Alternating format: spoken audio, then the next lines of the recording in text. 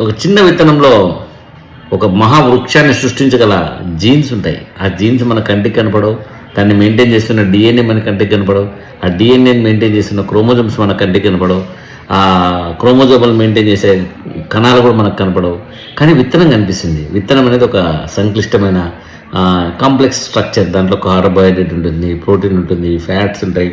ఆ బీజం మొలకెత్తడానికి కావలసినటువంటి ఆ కణాలు ఏవైతే ఉన్నాయో అవన్నీ కూడా ఆ చిన్న గింజలో ఏర్పాటు చేయబడి ఎక్కడైతే నీళ్ళలో పడుతుందో అక్కడ వాతావరణము, పరిస్థితులు, టైం అన్నీ వచ్చినప్పుడు అది మొలకెత్తి తన జీవితకాలంలో ఒక మహావృక్షం ఎదుగుతుంది. అట్లాగే మనలో కూడా ఒక వండర్ఫుల్ ఆత్మ అంటే మహా చైతన్యం ఉంది. ప్రతి మనిషిలోనూ, ప్రతి జీవిలోనూ ఒక మహా మహా మహా మహా చైతన్యం అనేది ఉంటుందన్నమాట. సో ఆ చైతన్యాన్ని మనము గుర్తించడం లేదు.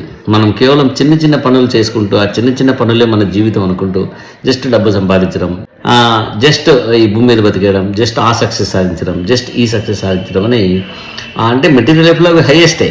బట్ ఆ లోపల ఉన్న ఆ మహా మహా మహా శక్తిని ఎక్స్ప్లోర్ చేస్తూ చేయగలిగిన పనులతో పోలిస్తే ఇది చాలా చాలా చాలా చాలా చాలా చిన్న విషయాలు అయిపోతాయి ఆటోమేటిక్గా.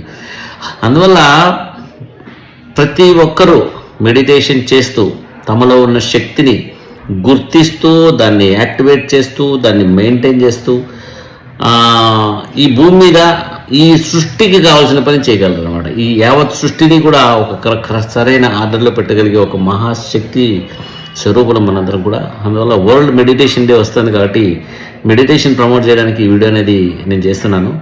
సో మీలో ఆ చైతన్యం మేల్కొల్పాలంటే ధ్యానం చేయండి. సో ఏ పద్ధతి అయినా ధ్యానం చేసుకోండి. బట్ నేనైతే ప్రమోట్ చేసేది heartfulness meditation because I have experienced the great potential of masters who can guide us in the right direction, in right way and to the extremes of experience. కాబట్టి ఆ మహా చైతన్యాన్ని గుర్తిస్తూ మన జీవితాల్ని అద్భుతమైన జీవితాలుగా, సాధారణ మనిషి జీవితాలుగా కాకుండా అద్భుతమైన జీవితాలుగా తయారు చేసుకుందాం.